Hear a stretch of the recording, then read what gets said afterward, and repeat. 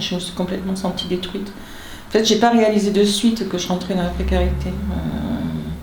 Quand j'ai perdu mon appartement, que j'étais expulsée, la première chose que j'ai fait, ça a été de chercher un foyer, parce que moi j'appelais ça encore foyer, parce que j'avais jamais eu, dans ma vie, j'avais jamais été en contact avec ça, quoi, avec ce milieu-là. J'ai appelé, donc je suis tombée sur un numéro, j'ai appelé en disant voilà, il me faudrait une chambre pour cette nuit, j'ai besoin d'un logement en fait. Et on m'a dit, mais ça se peut pas comme ça, il faut appeler de 115. Et j'ai dit, mais je suis pas SDF. Et elle m'a dit, si vous cherchez un hébergement, c'est que vous êtes SDF. Et là, je me suis pris la claque dans la tête. C'est là que j'ai réalisé, en fait, que j'étais passée de l'autre côté. On ne choisit pas de devenir pauvre. On choisit de devenir médecin. On choisit de devenir architecte ou d'entrer dans la police. On devient pauvre le jour où l'on perd ses droits les plus élémentaires. Ayant perdu à la fois mon travail, mon logement, j'ai perdu mon droit à la santé.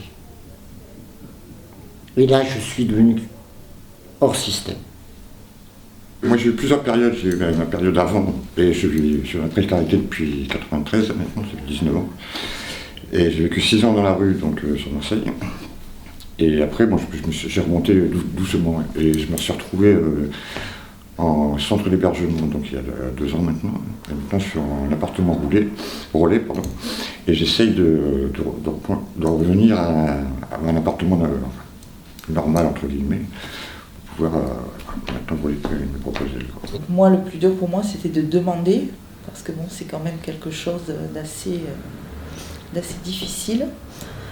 Réclamer, parce que bon, les difficultés qu'on a quand on se retrouve sans toit, déjà, donc bon, se loger, on n'a plus d'argent, donc bien sûr, sans toit, sans argent, donc on ne peut pas se nourrir, il faut demander donc au CHRS. J'ai presque plus de contact avec les amis que je voyais avant d'être dans cette situation. Et maintenant, la plupart de mes amis, c'est dans le foyer, je les vois tous les soirs. Ça n'a pas duré très longtemps, cette période-là où je me suis trouvée sans aucun hébergement. Ça a duré 10 jours, mais je crois que c'était les 10 jours les plus longs de ma vie.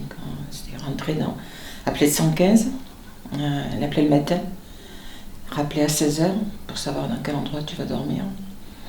Tu arrives dans un foyer plus ou moins propre. Il y a des endroits que on va pas s'étendre là-dessus, je pense que tout le monde le connaît. Et puis le matin, à 7h, on vient te réveiller parce qu'il faut que tu quittes les lieux. Donc tu repars avec tes bagages. C'est lors de ma première expulsion. Je me suis dit, mec, de toute façon, t'es pauvre, tu seras toujours pauvre. J'ai jamais eu d'espoir d'en sortir. Et je suis entré dans un cercle vicieux de me dire que de toute façon, je m'en sortirai jamais.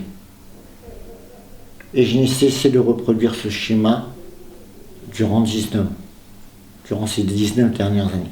C'est-à-dire que j'ai toujours essayé d'avoir soit un emploi, soit un logement, soit un accès aux soins, mais je n'ai jamais réussi en totalité à garder ces choses-là parce que